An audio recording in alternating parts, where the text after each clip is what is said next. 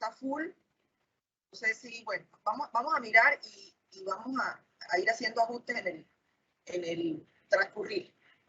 Pero les decía que complacida para mí estar en este espacio, que es un espacio ya históricamente importante para la UNICIMON, para el Departamento de Pedagogía.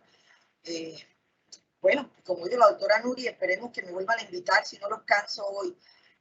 Un saludo a todas las personas que están conectadas. Gracias, porque de todas maneras hacer extensiva estas invitaciones y que la gente se conecte, saque un espacio de tiempo en este tiempo que ha sido como tan lleno de cosas virtuales, al punto que de pronto uno ya no quiere más nada virtual, sino que quiere más bien el calor humano, que la gente se conecte todavía es un gran triunfo. Entonces, a los conectados, muchísimas gracias. Hoy vamos a hablar un poquito bueno, la doctora Nuri le comentaba ahorita, estoy en medio de 2 citas de pares académicos, pero esta cita estaba colocada hace mucho tiempo y con bastante anticipación, entonces había que cumplir y cumplir tratar de hacerlo de la mejor manera posible. Hay un letrero allá atrás que dice no molestar, pero esperemos que la gente lea y no entre. Quise hablar un poquito de lo que son las consideraciones prácticas para un proceso de enseñanza-aprendizaje innovador, pero esta intervención realmente pudo haber tenido muchísimos nombres diferentes. Realmente van a ser muchos consejos, muchas sugerencias más bien, que a mí nadie me ha pedido consejos. Van a ser básicamente sugerencias, parte de la vivencia en este tiempo que Dios me ha regalado en temas de docencia, temas de gestión académica. Así que yo espero que les sirva, espero que algo de lo que se indique acá les sirva para que todos, sin excepción, porque sin duda estos espacios no son solamente para mí, son espacios de aprendizaje cooperativo y colaborativo. Voy a compartir.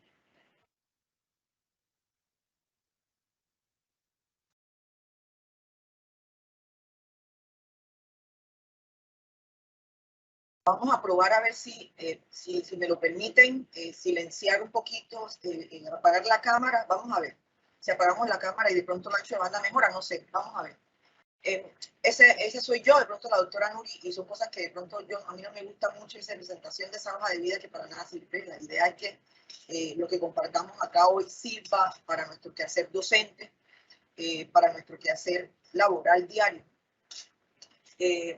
Antes de eso, y al final voy a pedir que Rafa y Nuri me den un espacio de 5 minutos para hablar de algo que sé que a la comunidad académica de la UNICIMON le va a gustar y le va a interesar, porque la UNICIMON también hace parte, son miembros del consorcio latinoamericano de instituciones de educación en ingeniería, del cual hago parte, y que hoy por hoy tiene un proyecto muy bueno en términos de innovación y de transformación en la gestión de innovación. Yo tengo claridad en lo que significa UNICIMON a nivel del país para temas de innovación. Sin embargo, sé que esta propuesta que se hace desde la ACSEI y que vengo a hacer a nombre de la ACSEI, la haré al final, va a ser de mucho interés para todos. Importante entender lo que hoy, y por eso quise en primera instancia mostrar esta diapositiva. Este señor que ustedes ven ahí se llama Sugata Mitra. Él nació en India, Calcuta, en Bengala Occidental. Es doctor en física, es investigador y académico, profesor de tecnología educativa de la universidad, actualmente profesor de la Universidad de Newcastle en el Reino Unido, y se hizo popular porque él ganó el premio TED en 2013. También fue el ganador del premio Leonardo, de la Corporación Europea Leonardo 2012. Y dentro de las muchas cosas que podemos hablar de él, hablar un poquito de su trabajo como líder, de lo que él ha llamado la educación mínimamente invasiva. ¿Y por qué lo traigo acá? Porque Sugata, esos 10 puntos que ustedes ven ahí, surgieron a partir de su proyecto, un proyecto que nació cuando él salía de la empresa donde trabajaba en India, Él trabajaba en una empresa de computadores de estado sólido, de en física. Y él se daba cuenta cada vez que salía de su oficina, que quedaba en las afueras de Delhi, que siempre en la parte de atrás de la empresa él daba la vuelta y veía a unos niñitos, a unos jóvenes, unos adolescentes, jugando dentro de la caracterización de la pobreza que conocemos de la India, que contrasta grandemente con los grandes avances en tecnología que tienen. Él veía siempre, salía todos los días y él veía a esos niños jugando sucios. Nosotros aquí en Colombia no estamos acostumbrados a eso. Unos niños con los pies descalzos, jugando. Muchos se acercaban a pedirle inclusive dinero. Pobreza. Y un día a él se le ocurrió, a partir de todo eso que vio, de colocar un computador. Hizo un hueco, pues ese fue el proyecto, hacer un hueco en la pared de la empresa, en la parte de atrás, y meter un computador ahí. Ese proyecto él le llamó Hole in the Wall, el hueco en la pared, el agujero en la pared. Ahí metió el computador, todo el sistema operativo del computador estaba en inglés, y el proyecto era mirar qué pasaba. Los niñitos jugando todo el día él llegaba a la empresa, los niños jugando, salía de la empresa, los niños jugando. Voy a meter este computador en la pared a ver qué pasa. Lo que pasó fue maravilloso. Después de un tiempo, los niños comenzaron a manejar el computador, a operar el computador sin que nadie les enseñara. Después de un tiempo, los niños inclusive comenzaron a entender el inglés. O sea, aprendieron inglés. No se volvieron bilingües, pero entendían el inglés sin que nadie les enseñara. Para contarles el cuento, ese proyecto, que para él en ese momento tuvo resultados supremamente positivos, comenzó a idear cosas parecidas, proyectos parecidos en toda India. Pues ya de pronto la idea no era simplemente colocar el computador, sino colocar programas para que los niños aprendieran matemáticas o para que los niños aprendieran física. Que son áreas históricamente nos han programado neurolingüísticamente para pensar que son áreas, que son temáticas muy complicadas. Y los resultados fueron exactamente igual. Se tenía estudiantes que sabían computación sin que nadie les enseñara. Tenía estudiantes que aprendían matemática y física sin que nadie les enseñara, con lo que en ese momento a partir de ese momento se conoció como la educación mínimamente invasiva y autónoma. De esas investigaciones que hizo, que son muy populares, yo los invito a buscar las conferencias de Sugata en TEC, en charlas TEC, que hay algunas, salieron estos 10 enunciados. Estos 10 enunciados que tienen que ver con que hay que apostar por una educación mínimamente invasiva, dejar que la gente la gente aprende por retos, es lo que él dice, y que cuando la educación es totalmente motivadora, se genera educación, no antes. Si tú no te motivas por aprender, no vas a tener, no vas a tener la capacidad de construir o de hacer una estructura mental que te ayude a conservar la información y devolverla a aprendizaje significativo, sino que sencillamente se te va a volver una obligación. Entonces, que es importante que las personas construyan su propio conocimiento. Lo otro era el trabajo, lo que él miró. Los niños se acercaban no en uno, sino que se acercaban en grupo. Entonces él dijo, la otra conclusión era el trabajo en grupo. El trabajo en grupo es más eficaz. Lo otro era las tecnologías educativas como un fundamento esencial, para llevar a cabo. Estamos hablando de algo que se formó antes de pandemia, y como esencial porque pues, el eje de su proyecto eran básicamente los computadores. Lo otro, la educación como un sistema autónomo, y creo que la fundamentación de esto es precisamente el hecho de que nunca hubo un tutor, nunca hubo un mediador, Nunca hubo nadie que le enseñara a esos jóvenes a cómo manejar un computador ni cómo entrar a los programas que estaban instalados en los computadores. El futuro de la educación pasa por los entornos de aprendizaje que se autoorganizan. No es el docente el que llega y obviamente tenemos que tener unos objetivos de aprendizaje y una planificación microcurricular, pero desde lo macro y lo meso, la estructura no, lo que yo organice no, de lo que yo organice no va a depender el conocimiento de los estudiantes. Eso quiere decir que en el transcurrir o en el desarrollo de una cátedra o de un proceso de enseñanza-aprendizaje, es necesario hacer ajustes con base en los resultados de los estudiantes. Las grandes preguntas despiertan el aprendizaje. Una de las conclusiones más profundas, porque quien no pregunta o no entendió, pero nunca, según Sugatra, nunca es posible entender que sí. No hay preguntas, no se necesita que yo las diga. Yo no necesito preguntar, pero sí como individuo hacerme las preguntas. Ya es cuestión del individuo hacerlas o no. Porque hay muchas cuestiones que tienen que ver con la actitud y con la personalidad de la gente que la impulsa o no a hacer las preguntas. El papel del tutor debe cambiar. Yo creo que eso no tiene explicación y creo que después de pandemia mucho menos. El error es parte del proceso de aprendizaje y eso es una de las preguntas que haremos en el transcurrir de estos minutos. Si es posible innovar sin error, sin errar, sin equivocarnos. Los lugares para aprender, tal y como los conocíamos, están obsoletos. Vamos a ver una imagen acerca de eso, a ver qué pensamos. Y por último, hay que rediseñar la educación. Igual como les comento, esto fue algo que surgió antes de pandemia. Yo creo que post pandemia muchas de estas 10 cositas están más que confirmadas. Quería, antes que todo, y encaminado totalmente a lo que vamos a ver, mostrar esta imagen de Sugatra, a alguien que admiro muchísimo.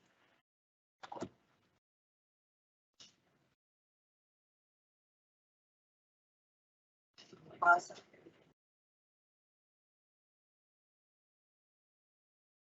Como nosotros, como seres humanos, siempre necesitamos motivaciones. Siempre, de hecho, el ser humano es un ser que de hecho siempre está buscando recompensas y motivaciones. En estos minutos vamos a tratar de fundamentar y yo de convencerlos de la importancia que tiene la mediación tecnológica,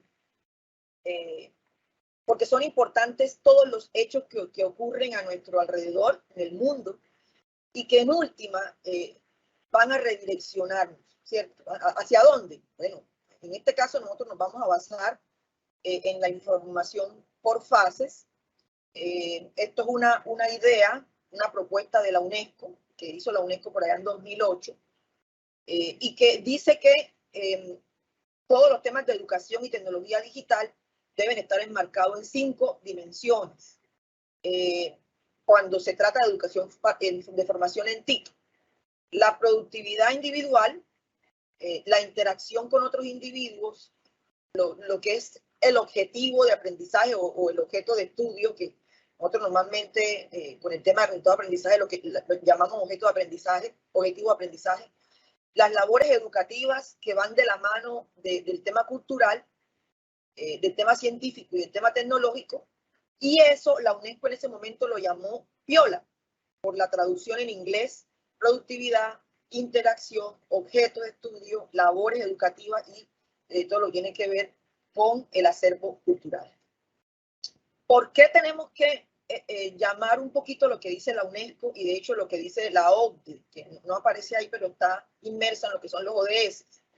Porque si ustedes se acuerdan, y yo sé que lo hacen, ese objetivo, ese gran objetivo número 4, habla de la educación con calidad. Nosotros en Colombia, dentro de las 168 metas que ha priorizado el gobierno de Colombia, tenemos unas tenemos 9 metas en temas de educación y 3 de ellas en temas de educación, porque recuerden que hay un ODS 9 que habla ya del tema de industria, infraestructura tecnológica, etcétera. Pero si nos basamos solamente en el ODS 4, ese ODS 4 tiene 3 punticos que dicen que la educación con calidad va ligada al tema de las tecnologías digitales. Pues es importante hablar un poquito de eso y de cómo la cuarta revolución industrial, que eso no necesita explicación del por qué tenemos que nosotros como humanidad o como colombianos, para aterrizar un poquito el tema, debemos estar atentos a lo que pasa con el tema digital y con la transformación digital. Si bajamos un poquito, todas estas dos cosas, tanto la ODS como la UNESCO y como lo que hemos llamado la cuarta revolución industrial, emergen en nuestro plan de desarrollo, que va hasta este año, hasta 2022, y que habla un poco de las perspectivas que tenemos en cuanto a transformación de la formación y de la capacitación en diversas dimensiones. Y que, entre otras cosas, tiene como objetivo central la idea de que nosotros como docentes, y de hecho la comunidad académica, debe suministrar ideas para que las personas que están encargadas de la elaboración de las políticas públicas tengan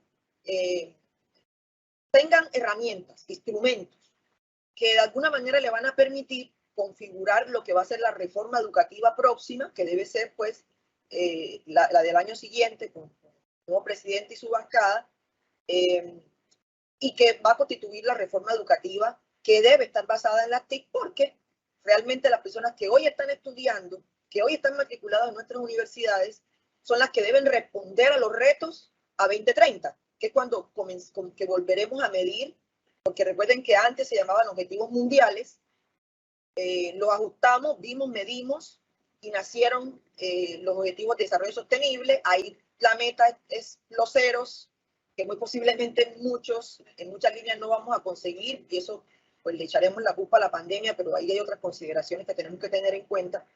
Pero esa formación profesional de los docentes, esos cambios estructurales deben tener o deben hacer parte de la transición tecnológica y la transformación digital de la educación, tal y como aparece en la diapositiva. Llegamos a esta diapositiva, queridos amigos. Es una diapositiva especial para mí, hecha con mucho cariño, porque a veces uno pasa por odioso porque uno comienza a preguntar, bueno, pero de Grecia en los años 1200, pasando por la Edad Media, y que son como las épocas más lejanas a nosotros, y llegando a un lugar como la Universidad de la Florida en 1999, y en cualquier universidad de Colombia en 2010, y a lo que llamamos una clase innovadora en 2019, antes de pandemia, ¿qué diferenciado hay? Uno podría decir, bueno, yo no sé qué está diciendo el docente, no sé qué metodología está llevando, pero por lo menos la estructura de lo que uno ve es exactamente la misma. Un maestro, ¿cierto?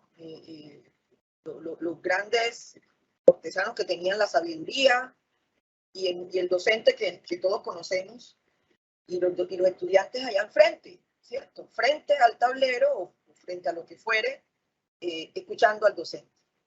Y esto no va a tener ningún tipo de explicación diferente a que yo sé que esto no es definitivo y que hay muchas universidades que no lo hacen así. Hay muchos de nosotros que ya no lo hacemos así. Pero la gran parte de las comunidades académicas seguimos diciendo que estamos haciendo las cosas diferentes, pero muy en el fondo seguimos haciendo lo mismo de forma diferente, ¿cierto? Pero ojo, eso también es importante. ¿Listo? Ahora, la pregunta es, y es imposible que nosotros después de casi 2 años de todo lo que nos ha pasado, hablemos o consideremos muchas cosas en cuanto a los procesos de enseñanza-aprendizaje sin tener en cuenta que hubo una pandemia y que eso nos obliga. Yo estaba por allá en un evento con Sara Karina y nos preguntábamos eso. Y de hecho esa fue una de las preguntas, problemas que nosotros pusimos y es, ¿será que después de la pandemia nosotros vamos a hacer lo mismo que veníamos haciendo antes? Y esa pregunta me la sigo haciendo. Ahora que ya estamos presenciales, digo, no sería justo. Sería justo porque el esfuerzo fue abismal. Y no sería justo volver a la presencialidad y abandonar todo lo que ganamos. Que si bien es cierto, venía una dinámica bastante interesante, esta disrupción no sirvió. Los desafíos indiscutibles que han sobresalido durante la disrupción de la pandemia no debieron ser sorpresa, pero nos tomó por sorpresa. No, y Dios nos cuide, bendito sea Dios, no habrá otra pandemia, pero si viene otro evento que nos lleve otra vez para la casa, no debería ser sorpresa. En lo que hemos vivido en la última década ha sido una inversión mucho mayor en lo que tiene que ver con la participación de los estudiantes. Pero esa misma experiencia, y es un informe que de hecho nos da la OCDE, al final hay una bibliografía que podemos consultar para confirmar todo esto. Esa bibliografía dice que casi 1 de cada 5 estudiantes no alcanzaba un nivel mínimo básico de habilidades para funcionar en la sociedad que teníamos en 2019. Y que además de eso, muchos sistemas escolares y de educación no habían mantenido el ritmo de los avances tecnológicos o que no le habían proporcionado a los estudiantes un acceso en general de herramientas digitales. Y que cuando comenzó la pandemia, más o menos 1 de 5 estudiantes no tenía acceso a Internet, o por lo menos un dispositivo para que ellos pudieran apoyarse durante el confinamiento. Es un estudio que de pronto revivió luego de que comenzó la pandemia.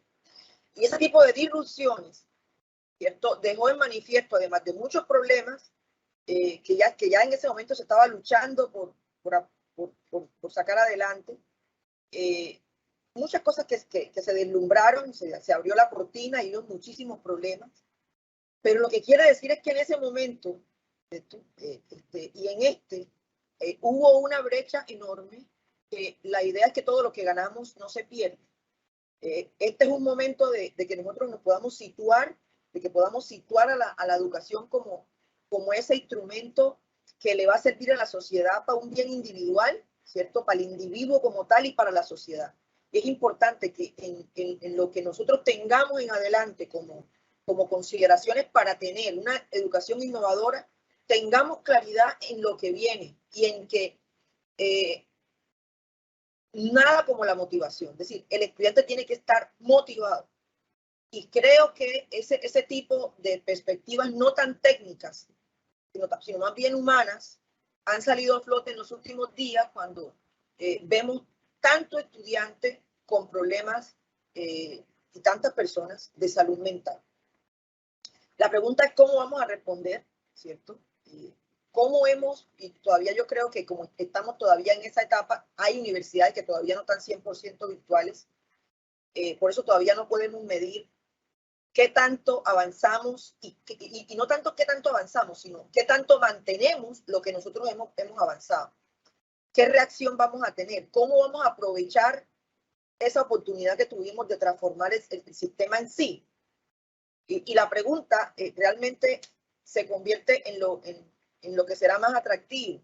Y es que, caramba, ¿será posible que nosotros tengamos que volver al status quo o vamos a aprovechar la oportunidad para ayudar a los estudiantes a ser creadores de su contenido, ¿cierto? Expertos en sí mismos, ¿cierto? Que estén capacitados a través de un aprendizaje mucho más profundo, ¿cierto? Creemos que, y esto es un estudio también del Banco Interamericano de Desarrollo, que va como, tiene dos fases, no ha terminado la primera fase, pero ya se ven un poquito se ven algunos destellos de los resultados. Y es que durante la pandemia hubo chicos que en la virtualidad no eran tan buenos estudiantes presencialmente, pero sacaron algunas habilidades en la presencialidad. Y yo sé que, si no la mayoría, muchos de los que están aquí conectados estarán diciendo, oye, sí, yo tuve un estudiante, o sencillamente esto lo sabíamos, y es muy importante que lo sepamos. Esta diapositiva, que divide en tres fases lo que se puede llamar la reinvención de la educación, y que responde básicamente a la disrupción, a lo que fue la transición y a lo que debería ser la reinvención del aprendizaje. La disrupción, desde el cambio que tuvimos al aprendizaje totalmente remoto, en donde se identificaron algunas respuestas en el inicio, y hubo creo que muchas lecciones aprendidas durante los primeros meses de pandemia, ¿no? La segunda fase, que nos ayudó a describir cómo nosotros podemos navegar por la planificación para volver a abrir las instituciones mientras la pandemia seguía creando incertidumbres, y en este momento, cuando insisto, hay unas universidades que todavía no han abierto 100%. Y la fase 3, en donde algunas universidades ya entraron, ¿cierto? Algunas están por abrir 100% en el segundo semestre, pero que se va a crear, la propuesta de la OCDE es crear un sistema de aprendizaje profundo basado en los resultados que tuvimos antes, y que debe establecer, bajo la misión y la visión de las instituciones, un enfoque educativo que le permita a los muchachos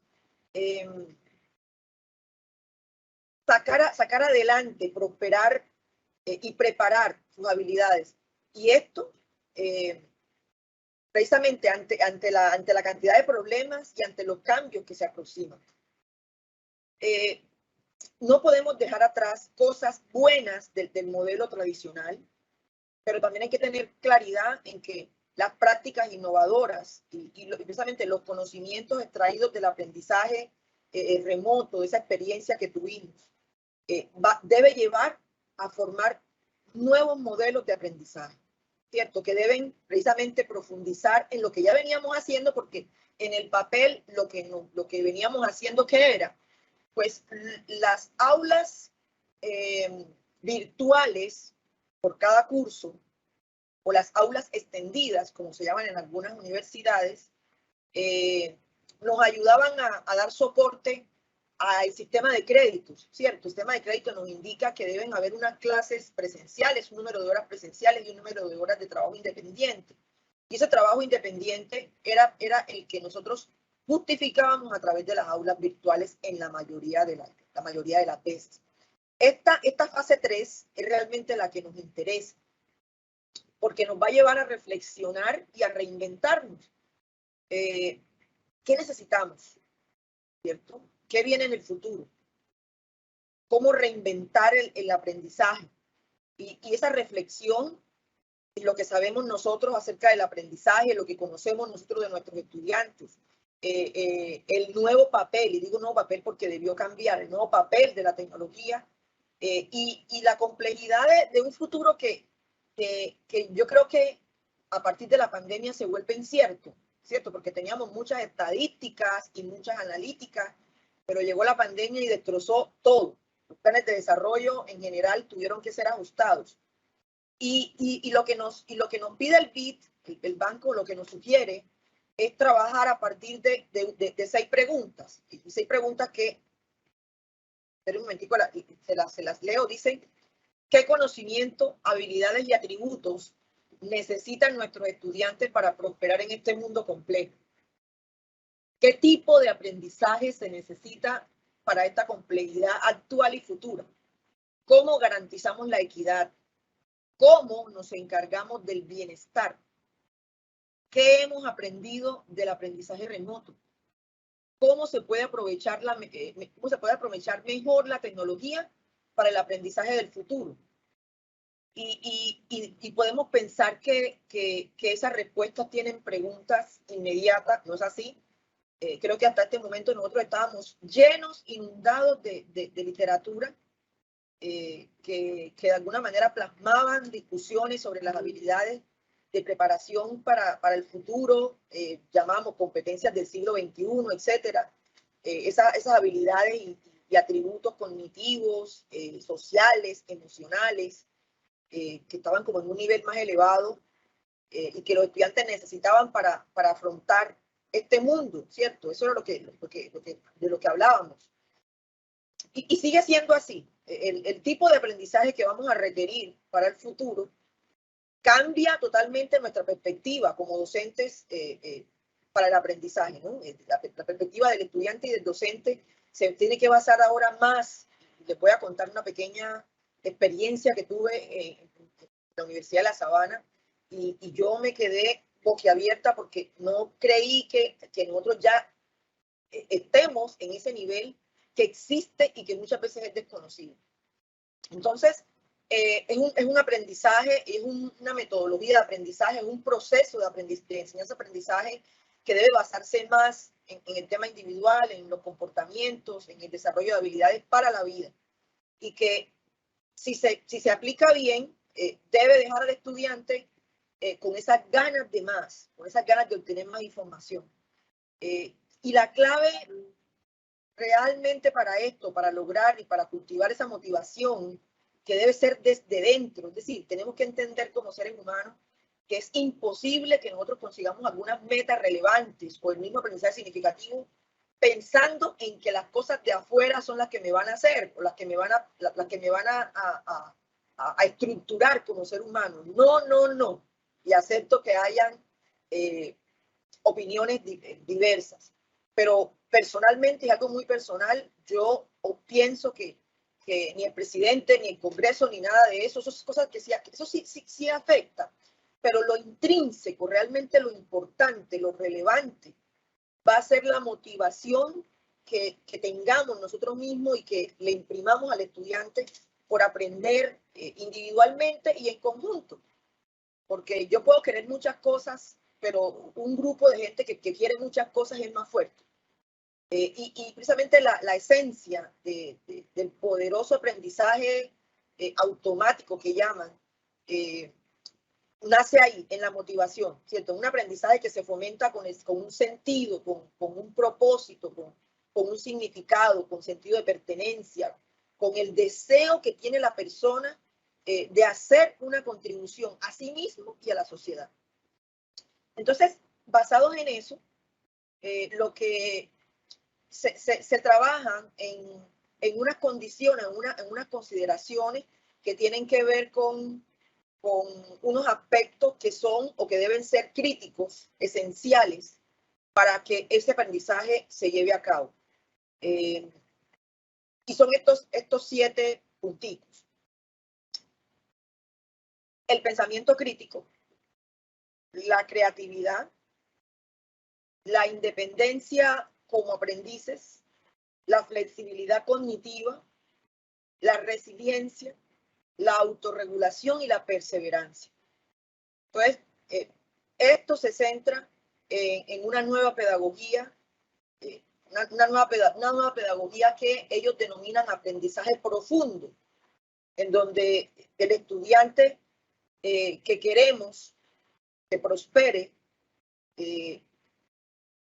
demuestre competencias como esas y que además de todo estos atributos que se consideran críticos mundialmente para el tema de empleo y para el tema de cómo afrontar el futuro, en el estudio de que les hablo de la OCDE y del BID, y de que esas competencias sean la principal apuesta de esas experiencias de aprendizaje profundo, en donde el estudiante o la enseñanza, el proceso de enseñanza-aprendizaje que nosotros le demos al estudiante se personalice y se centre en él.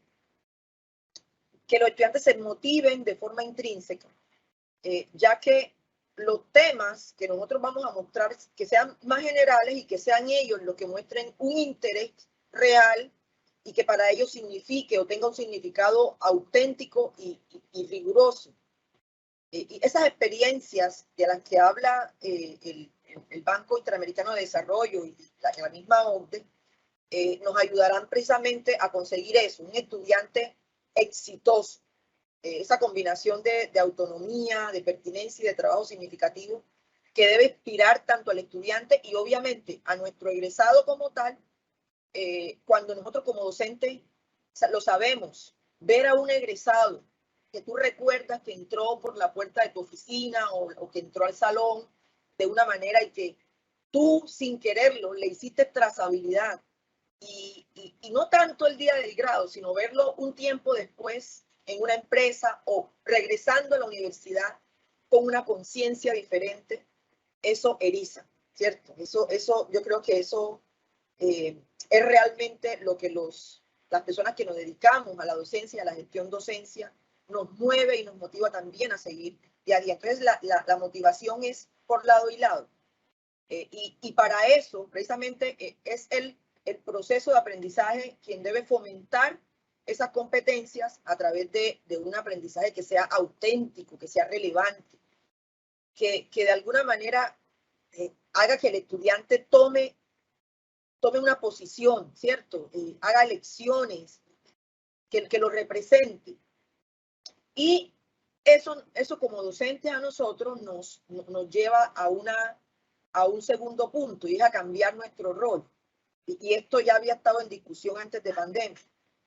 Nosotros ya no, pues ya nos dijimos, profesores no, docentes no, pero sí tutores, pero más que tutores, activadores del aprendizaje, esos profesionales que tienen la capacidad de diferenciar cómo elaborar una actividad y cuánto tiempo se va a llevar una actividad u otra, y el espacio que yo debo tener para hacer que los pelados estén satisfechos con sus necesidades y ser constructores o codiseñadores del aprendizaje de los estudiantes. Hay un gran desafío, hay un gran reto y tiene que ver con integrar lo mejor de lo que nosotros hemos aprendido a partir de esta fase de reinvención del tema remoto, y eso con el conjunto de actividades o de habilidades que requieren para el futuro y que están escritas por todos lados. El problema es que eso tiene que ser rápido porque, insisto, en las aulas hoy día están los estudiantes que van a afrontar o que están afrontando ya, o que estamos viviendo ya, bueno, algunas sociedades que dicen ser o que hablan cuando se dirigen a los países latinoamericanos como subdesarrollados. Entonces yo tengo que hablar como esas sociedades que dicen ser desarrolladas, ya están hablando no de la cuarta revolución industrial, sino de la quinta, ¿cierto? Entonces es importante que nos apresuremos porque hoy en nuestras aulas están los estudiantes que van a afrontar, entonces hablemos de la quinta revolución industrial y que estamos viviendo ya la cuarta. Seguimos. Entonces, ¿qué es lo que indica o cuál es la comparación para tener más claridad en lo que ellos hablan como aprendizaje profundo? En lo tradicional hablábamos de un aprendizaje impulsado por el profesor. En el profundo lo dirige por el estudiante, lo dirige el estudiante y es guiado por el docente. En el tradicional se transmite el conocimiento que existe. En el profundo se conectan los estudiantes con la resolución auténtica del problema real, y por eso es importante que los procesos de extensión y de investigación trabajen de la mano. Si llegamos ahí hoy, si da el tiempo. En lo tradicional, el proceso es orientado al cumplimiento. En el profundo se crean nuevas relaciones entre los estudiantes y los profesores, las familias y la comunidad. Es decir, ya no se trata de simplemente indicar, porque en el papel siempre se ha dicho que la comunidad académica está formada por los docentes, por los egresados, por el empresario que emplea a nuestro practicante, a nuestro futuro egresado, los profesores, Eso se está diciendo, eso se dice hace mucho tiempo, pero aquí lo interesante es llevarlo a la realidad. No un estudiante como receptor de conocimiento, sino un estudiante que es un investigador, independiente de qué tipo de investigación, ¿cierto? Él crea conocimiento. Nuevo conocimiento quizá tal vez, listo. La investigación no tiene por qué ser siempre nuevo conocimiento. Con los proyectos de aula y con los proyectos de aula, algunos le llaman proyectos integradores. Yo creo que es bastante, un ejemplo bastante interesante de lo que es el proyecto integrador, ¿cierto? De lo que es la investigación formativa. El aprendizaje es impersonal en el aprendizaje tradicional. En el profundo, el aprendizaje se conecta de forma significativa con el interés y la voz del estudiante, y eso lo hace motivador. La representación de los estudiantes no está clara en el tradicional. Acá en el aprendizaje profundo, precisamente se profundiza el deseo humano de conectarse con otros para hacer el bien. Esa filantropía que tanto nos hace falta. La tecnología usada para la transmisión y el consumo. Y acá en la propuesta de aprendizaje profundo, la tecnología es conector y amplificador. Y es precisamente una de los análisis que se hacen con base en el aprendizaje profundo, es definirlo sencillamente como ese proceso de aprendizaje-enseñanza para adquirir competencias globales. Y son esas competencias globales, ¿cierto?, a las que se refieren ahí, pues yo de frente al computador a mi derecha. Esas competencias lo que hacen es describir algunas habilidades o algunos atributos que desde el ser, desde el quehacer y desde el convivir, desde el saber, van a hacer que los estudiantes prosperen, que los estudiantes se conviertan en ciudadanos del mundo y abarcan todo lo que tiene que ver con ser empáticos, ser compasivos, con tener un aprendizaje socioemocional, un espíritu de emprendimiento, unas habilidades que estén relacionadas para funcionar en un universo complejo, precisamente en lo que tiene que ver, por ejemplo, con el carácter, que tiene que ver con que el estudiante tenga unas características de una persona proactiva, ¿cierto? Que tiene esa proactividad ante la vida y que el aprendizaje, una persona proactiva para aprender, ¿cierto? El docente no tiene que decirle, mire, vamos a comenzar la unidad 2, sino que tenga la determinación, que sea un estudiante perseverante, resiliente ante las situaciones, que sea íntegro en la forma como actúa.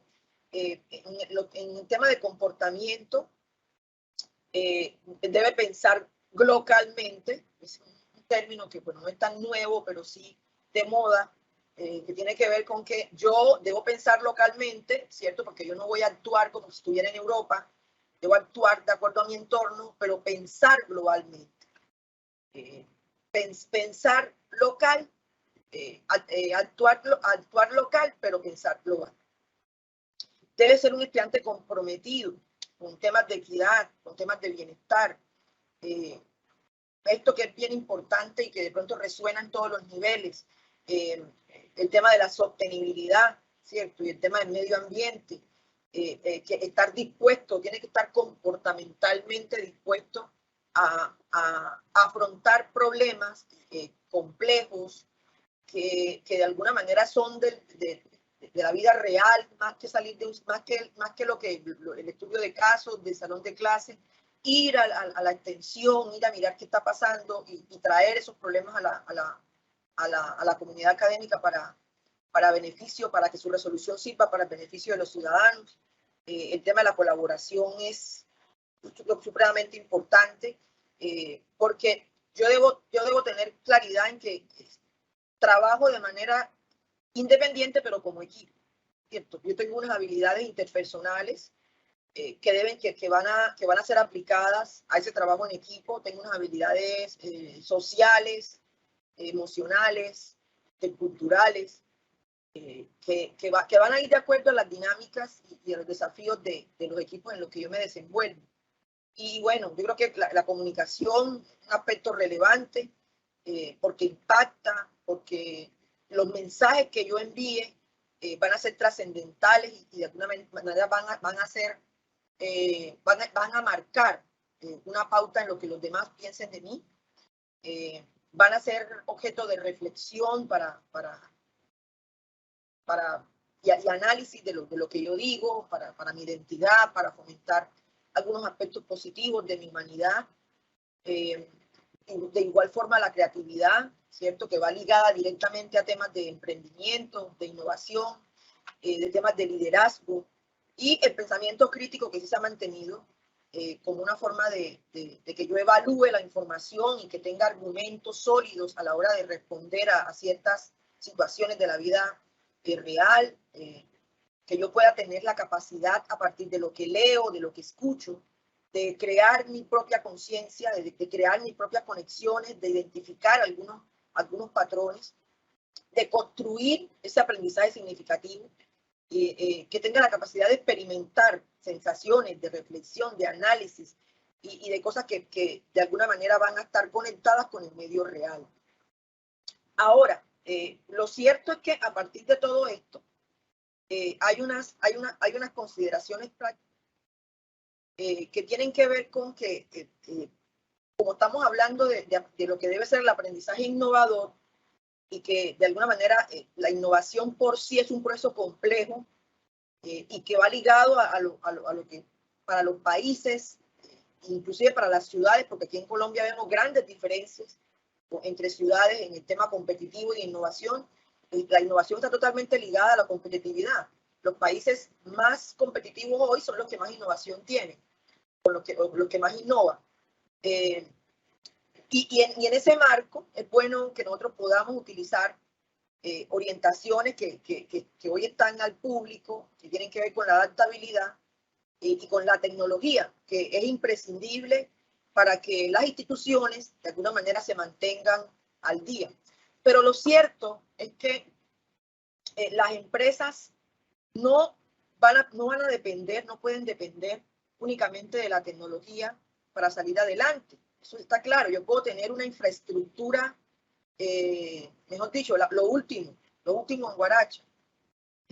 Pero si yo no tengo estrategias, no tengo herramientas, no tengo procesos necesarios para que esa tecnología, para que esos recursos tecnológicos se puedan volver ágiles, se puedan volver receptivos para la gente, yo no voy a lograr la transformación digital. Ahora, lo cierto es que quienes ven en la tecnología y en la innovación una herramienta útil para el desarrollo de su empresa, siempre van a estar mejor posicionados, ¿cierto? Para desbloquear, abro paréntesis y cierro paréntesis, ese ingenio que se necesita para que cuando llegue una nueva disrupción, yo pueda estar al frente como poderoso gigante. Entonces hay que ser adaptables y en ese sentido, la CEPAL muestra ese cuadrito que ustedes ven ahí, que tiene que ver precisamente con las tecnologías digitales para el desarrollo que permean, sobre todo el caso que nos atiende hoy, que es precisamente lo que tiene que ver con cómo presentarle a los participantes en el proceso educativo unas soluciones innovadoras para que los atraiga. En ese sentido, tenemos que llamar de nuevo a la revolución digital como una herramienta transformadora de la economía, de la sociedad, de cómo se está gestando las cosas en la nueva era y cómo se llega a caracterizar la transformación de estos modelos, que no son más que modelos de interacción social, ¿cierto? De cómo se consume y de cómo se produce. Entre otros factores para hacer esta división, se tienen en cuenta que la transformación se basa precisamente en la adopción de algunos modelos que combinan tecnologías digitales de avanzada, como la 5G, el Internet de las cosas, la computación en la nube, la inteligencia artificial, el análisis de macrodatos, Big Data, y la robótica, básicamente eso. Y les contaba que hay una experiencia muy bonita que se está llevando a cabo hoy en la Universidad de La Sabana, y en donde trabajan por ahí un par de amigos y uno lo dejan como chismosear por lo que están haciendo. Es una cosa muy bonita y es el aprendizaje basado en lo que la persona siente. Y eso es, miren lo que están haciendo. Y quiero utilizar palabras muy del día a día para que tengamos claridad en lo que están haciendo ellos. Ellos parten del hecho de que para un estudiante no es lo mismo presentar un examen cuando tienen una calamidad familiar o cuando lo dejó la novia, etc. Entonces ellos están haciendo un sistema de inteligencia artificial que es capaz, con el estudio de redes neuronales y demás, de estudiar inclusive a la persona entrar a una aula de clase diariamente y estudiar su expresión corporal. Día tras día, el sistema precisamente lo que hace es estudiar a la persona, analizarla e ir guardando datos, ¿cierto? Desde la Big Data, desde el Machine Learning, y va guardando los datos y luego ellos lo que esperan, que ya lo están consiguiendo, por lo que sé, es que el sistema sea un sistema inteligente, a través de inteligencia artificial, de entender cuando un estudiante no vino con las mismas ganas, a este estudiante le pasa algo, a este estudiante le ocurre algo, no, su cara, su rostro, su expresión corporal no es la misma. Y eso hace parte de un estudio que hoy están trabajando con la OEA. Es realmente maravilloso. Y hace parte de los ejemplos de desarrollo digital que potencian, que aumentan el bienestar de las personas, que tiene que ver precisamente con que no nos vayamos siempre a lo técnico, al conocimiento duro, sino que también tengamos en cuenta la individualidad para la producción para la productividad que tienen las personas, para la eficiencia y la eficacia de las personas.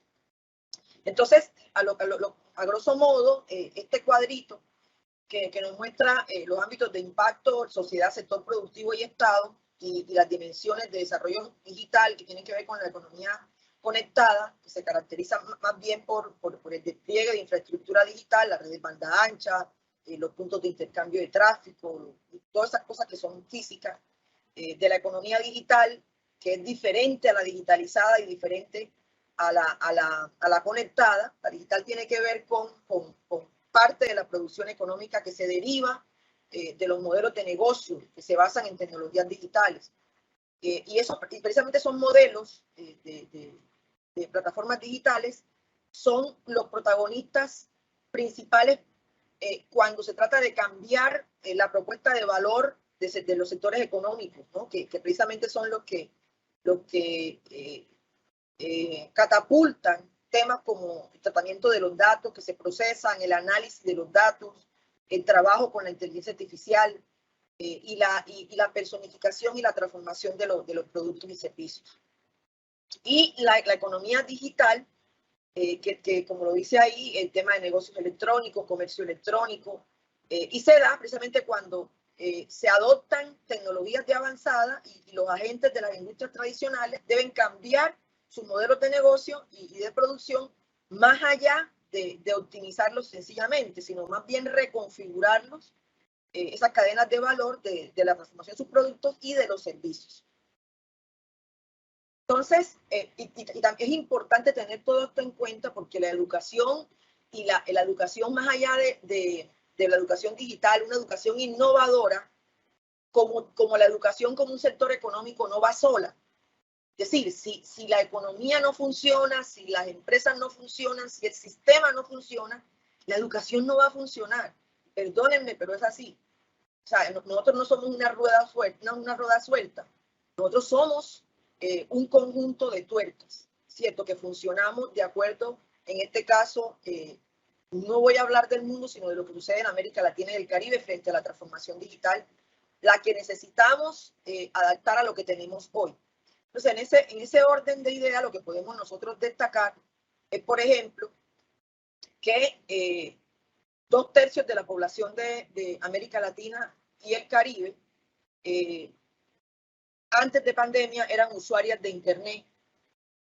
El 62% de la población usuaria es usuaria de Internet.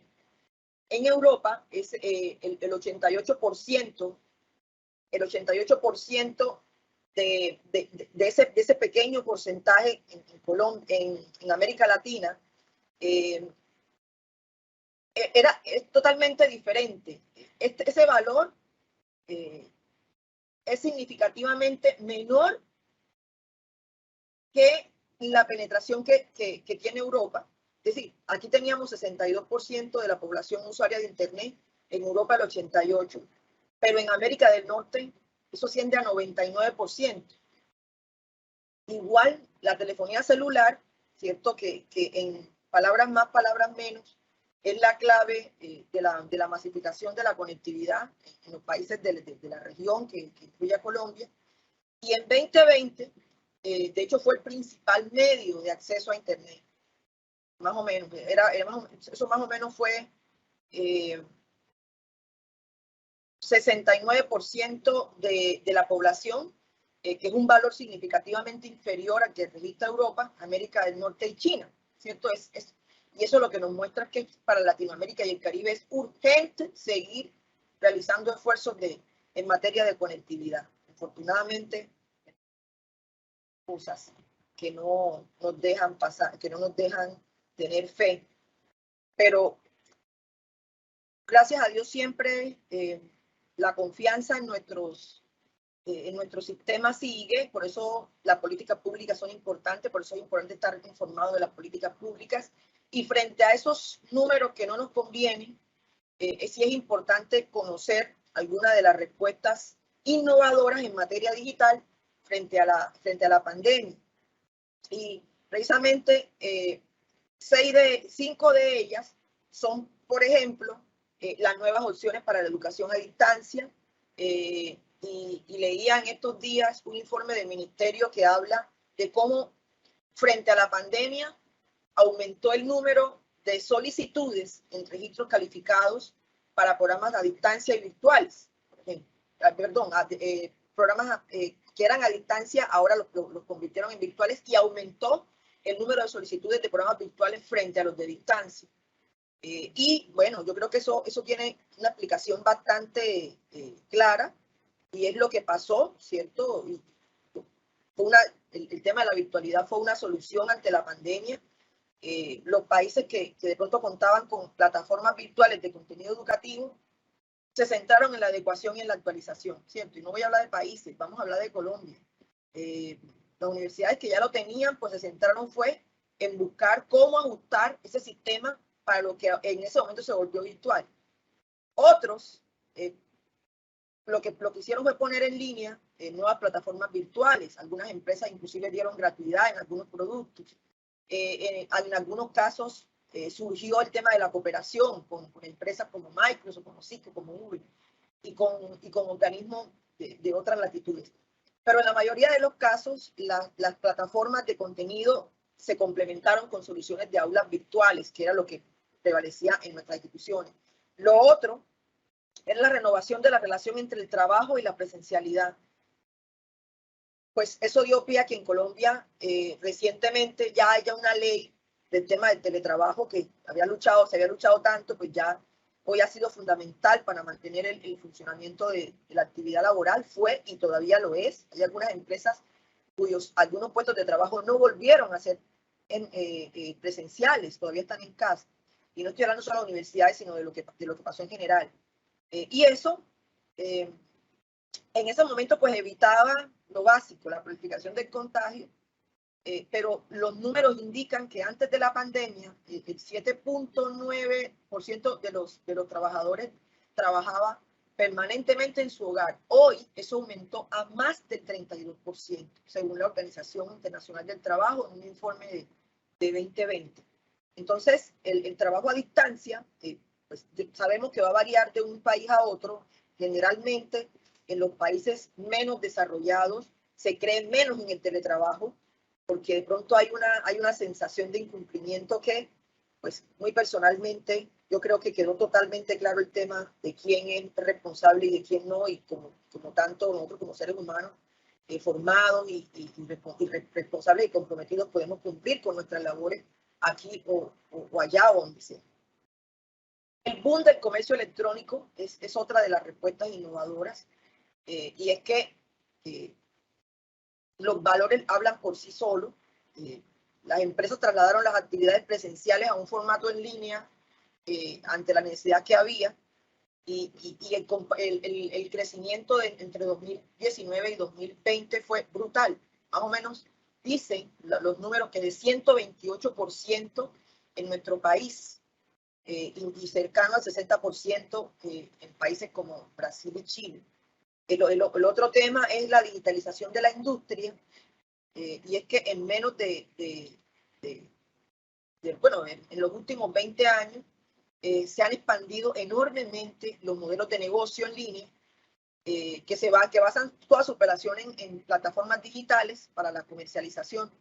Y bueno, el desarrollo de tecnologías como 5G ha básicamente permitido que se construyan empresas, fábricas inteligentes y que se aprovechen las tecnologías como las que hoy prioriza la OEA, la automatización y la robótica. Capacidades digitales y de empleo futuro. Y ahí hay que hablar un poquito de la falta de capacidades digitales que de alguna manera o de una manera u otra limita la participación laboral en la economía. Lo siguiente lo voy a pasar rapidito porque creo que lo he basado acá y tiene que ver con las líneas de acción estratégicas para la transformación digital sostenible y que sea inclusiva.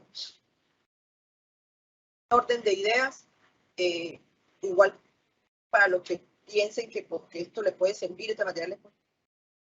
Vamos a dejarlo con la doctora Nuri. Ahora, tenemos otros puntos, y yo sé que no voy a alcanzar por hoy, pero importante ver el marco de transformación de la educación desde 4 puntos de vista que son tremendamente importantes y desde donde nosotros podemos medir el éxito el éxito que consiguen nuestros estudiantes. Hablamos mucho de transformación digital y sí, es verdad, estamos cambiando la forma en que nosotros trabajamos, cómo vamos a la institución, cómo vamos a nuestra universidad, cómo vivimos. Pero aquí hay algo bien importante y es nuestro producto. ¿Ya? Voy a hacer un poquito de sumana. Nuestro producto. Porque son nuestros estudiantes egresados los que van a afrontar los trabajos del futuro. Y esos trabajos del futuro, y ustedes yo sé que lo saben y cerramos los ojos y lo imaginamos, van a ser muy diferentes a los puestos de trabajo de hoy. Ya las cosas están cambiando. Incluso, yo creo que mucho antes de que lleguemos a 2030, que es el límite de evaluación de los objetivos de desarrollo sostenible, muchos de los trabajos que hoy existen ni siquiera van a existir, ¿cierto? Y para nosotros los docentes, esto precisamente es uno de los retos más grandes, preparar a esos estudiantes para la vida, ¿cierto? Y para el trabajo futuro, que es un futuro desafiante. Si no evolucionan esos sistemas educativos, entonces a lo que nos vamos a esperar es que los estudiantes no estén preparados, ¿cierto? Y desde la perspectiva de la persona que emplea, va a haber ellos van a demandar mucho, pero la oferta va a ser muy pobre, ¿cierto? Eso es lo que infortunadamente nos advierte Anthony Solcito, vicepresidente de Educación Mundial de Microsoft. El papel cada vez mayor de la educación como motor del cambio económico hace que el trabajo para transformar nuestras escuelas y aulas sea fundamental para el progreso global. Comienza con un cambio de mentalidad. Primero debemos inspirar a los estudiantes y abrazar al futuro ilimitado y ver su aprendizaje como un propósito para lo que puedes hacer y hacer. Entonces, con base en eso, nosotros podemos ver ese marco de transformación de la educación para hacer una educación más innovadora desde estos 4 puntos de vista. Desde el éxito estudiantil, desde nosotros como docentes enseñando y aprendiendo, teniendo un campus mucho más seguro y teniendo procesos de educación que incluyan esos 3 pilares claramente definidos, la academia, la investigación y la extensión, ¿cierto? Y que eso para nosotros como docentes es muy fácil entenderlo porque es prácticamente nuestro día a día. ¿Qué es lo que están buscando? Básicamente incorporar a estos procesos sistemas o procesos en lo que se incluye la inteligencia artificial, que parece para muchos todavía un concepto de ciencia ficción, pero que ya está provocando impacto. Ese ejemplo del que les hablé, de lo que está haciendo la Universidad de La Sabana hoy, yo creo que ya es el futuro. Hay muchos ejemplos acerca de lo que se puede hacer con inteligencia artificial. Y bueno, de pronto en otra oportunidad hablaremos un poquito más de lo técnico, pero la idea es mirar un poquito desde cada uno de los 4 pilares qué es lo que se quiere. En el caso del éxito estudiantil, atraer a los estudiantes y dar impulso a sus resultados, los resultados que todos sabemos, resultados de aprendizaje, a los que nos han metido en el último año a estudiar y a ajustar, etcétera, y a conectarnos con ellos para crear relaciones que sean de por vida, ¿cierto? Que de alguna manera podamos responder a esas 2 preguntas. ¿Cómo podemos trabajar para lograrlo? Desde un enfoque de un sistema, desde la forma en que nosotros reclutamos al estudiante, desde la forma en que ellos llegan a la institución, cómo los vamos a retener, ¿cierto? ¿Qué va a pasar cuando el estudiante se gradúe? Y cómo es ese proceso dentro de la institución a lo largo de los años académicos que pase con nosotros, y la importancia de mantener precisamente esa relación de aprendizaje permanente con ellos, con esos exalumnos, con esos egresados. Más allá, desde el simple hecho de que el estudiante se gradúa de pregrado y le ofrezcamos el posgrado, y no, más allá de eso, de hecho, cuando un nuevo estudiante interactúa con su institución, de hecho, hay puntos de contacto inmediatos que son fundamentales para que precisamente ese posible candidato dé el siguiente paso y siga dando pasos en torno a su institución, porque en última son ellos mismos los que salen como egresados a hablar bien de nosotros. Obviamente, los retos y los desafíos claves tienen que ver con competencias fuertes, por la competencia que hoy tenemos las instituciones por los estudiantes, la responsabilidad de las partes interesadas, las relaciones positivas a largo plazo. Estas son algunas preguntas que deberíamos hacernos. Doctora, no se preocupe que voy a ir rapidito acá, pero es importante que porque no buscamos tampoco responder estas preguntas acá, sino sencillamente comenzar a interiorizar las respuestas, a ver, y medirnos, ¿cierto? Medirnos con esta tabla, con esta rúbrica que nos ofrece la OCDE y que nos va a ayudar a medir el éxito estudiantil que estamos teniendo hoy para lograr más. Desde el manejo de las relaciones, desde Machine Learning, desde la automatización de los datos, porque está bien que nosotros nos llenemos de informes y que hagamos los informes, pero hoy hay, aquí me estoy centrando en algunas aplicaciones desde esta casa, porque al utilizar Team, pues intuí que estamos trabajando con la suite de Microsoft y de pronto la podíamos conocer. Pero es bueno que miremos esta segunda columna, ¿cierto? Y que comparemos la segunda columna desde lo que tiene que ver con ese proceso de emerger o de estar avanzados, pero que nuestra meta debe ser precisamente transformarnos, ¿no?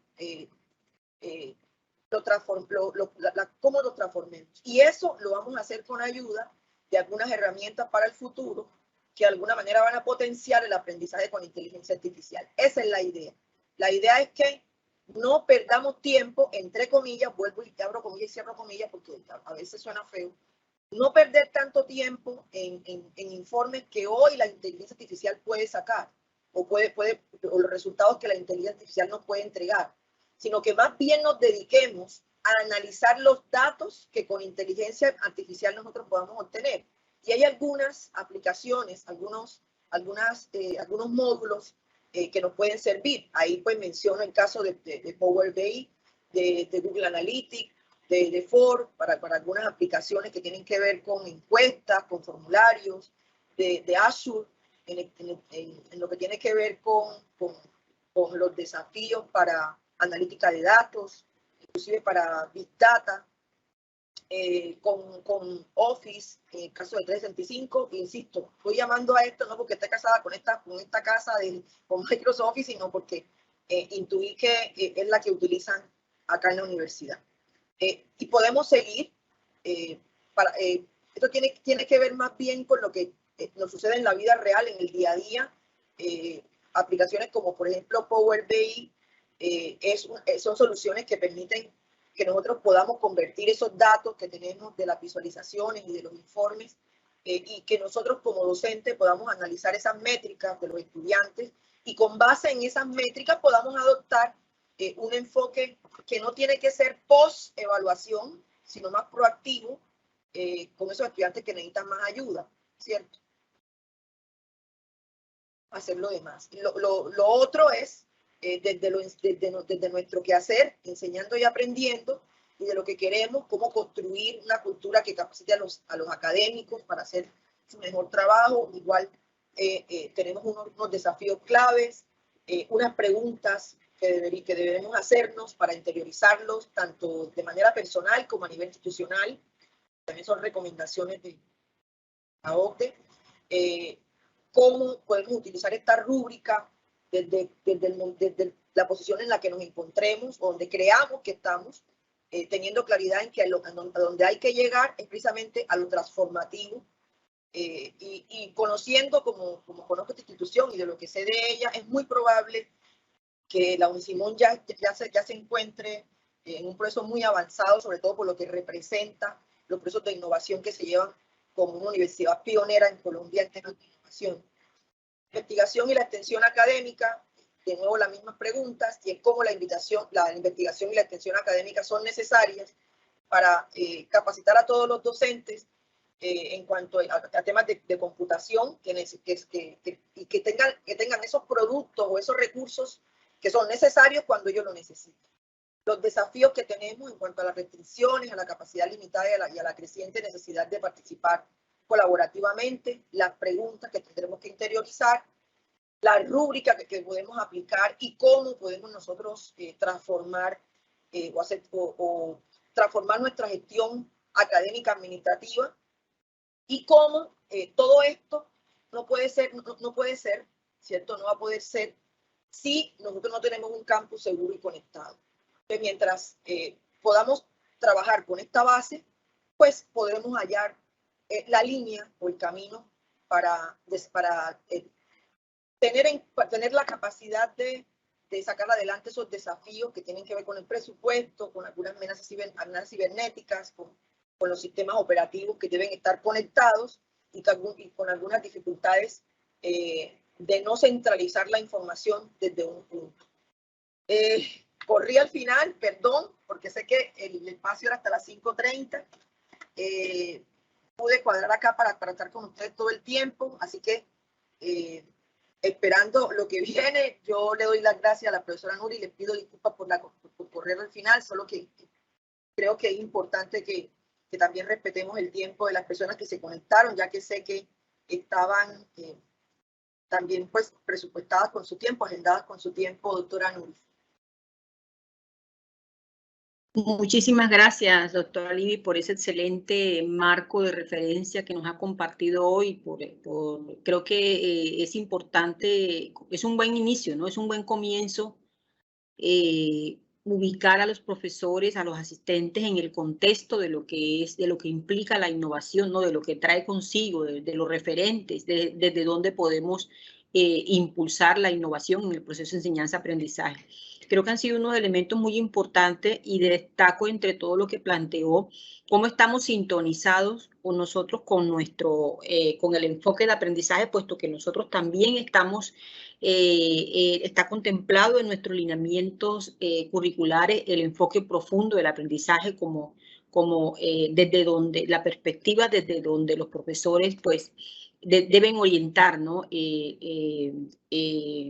El conocimiento, las habilidades, las competencias, el desarrollo de los perfiles profesionales. Entonces, tenemos una gran coincidencia en eso. Lamentablemente, pues toca aplazar las preguntas que tienen los asistentes por cuestiones de tiempo, especialmente por las limitaciones suyas de tiempo. Quedamos confiados en que habrá un segundo espacio en donde podremos profundizar ya con ese marco de referencia que nos ha dado, con esos referentes que nos ha planteado, tanto conceptuales como metodológicos, podamos avanzar ya con las preguntas que los asistentes han planteado y que me disculpan que no podamos resolver en la sesión de hoy por cuestiones de tiempo suyo y pues también ya del espacio que se ha concretado. Permítame que le interrumpa, porque yo voy a dar mi correo electrónico, voy a dar mi correo electrónico acá. Perfecto. Y me puede mandar las preguntas. Exacto. Listo. Llegar el correo de las personas que hacen preguntas, porque me parece mal que no respondamos. Perfecto. Y ustedes me lo hacen llegar con mucho gusto. Listo, quedamos con ese compromiso a los profesores que tienen preguntas. La doctora Libis ha colocado su correo y pues yo puedo también recepcionar esas preguntas y enviárselas a la doctora Libis y pues también recepcionar esas respuestas, también hacerlas llegar a los profesores. Doctora Libis, ¿ha comenzado aquí o se ha consolidado aquí una alianza entre ustedes y nosotros y pues duradera, fructífera, productiva y que, bueno, seguimos trabajando en el espacio de los encuentros de del próximo semestre, que ya estamos planteando de alguna manera la posibilidad de tener unos encuentros presenciales y, bueno, contamos con su participación para que nos visite en la universidad y podamos ya en tiempo real interactuar con nuestros profesores en un ejercicio ya práctico acerca de la enseñanza-aprendizaje innovadora. ¿Le parece, doctora? Excelente, excelente. Y yo te dije que al final iba a pedirte unos minutos. Unisimón hace parte, es miembro del Consorcio Latinoamericano de Instituciones de Ingeniería, LACSEI, que tiene su base en Florida, en Boca Ratón. Y en este momento estamos impulsando una iniciativa que tiene que ver con un campus de verano que se va a hacer en el marco de la multiconferencia anual de la CEI, que este año cumple 20 años y que es en la Florida. Las personas que estén interesadas, docentes que estén interesadas y que hagan parte de ese gran gremio de la ingeniería en Colombia y de fuera de Colombia, que estén interesados en enviar estudiantes al campus de verano, con algunas bondades hermosas, beneficios hermosas que ofrece la CEI hoy en la Florida Atlantic University, en Boca Ratón. Los estudiantes van a tener 10 días de integración en Boca Ratón. Vamos a tener la facilidad de quedarnos dentro del campus, en las residencias. Los precios son realmente cómodos y módicos y vamos a tener además del tema de movilidad, una participación activa y dinámica de los estudiantes en el campus de verano y que termina en los días de la conferencia, donde los estudiantes podrán mostrar lo que hacen al interior de las instituciones. Quienes quieran información de campus de verano y de lo que podemos hacer en términos precisamente de educación innovadora, de tecnología, de ciencia, también pues ahí les dejo mi correo para que pues necesitan la información que necesiten, se las estamos dispuestos a entregarse. Perfecto. Excelente. Muchísimas gracias, doctora. Gracias a usted nuevamente, infinitamente agradecidos. Bueno, y ahí estamos entonces invitándolos a nuestro próximo encuentro pedagógico con el título Currículo Integrado y Resultados de Aprendizaje en el área de Ciencias de la Salud, que va a estar a cargo del director del programa de Medicina de la Universidad Simón Bolívar, el doctor Ricardo Humberto Escobar Gaviria. Mayo 18, en este mismo horario, profesores, muchísimas gracias por acompañarnos y feliz resto de día.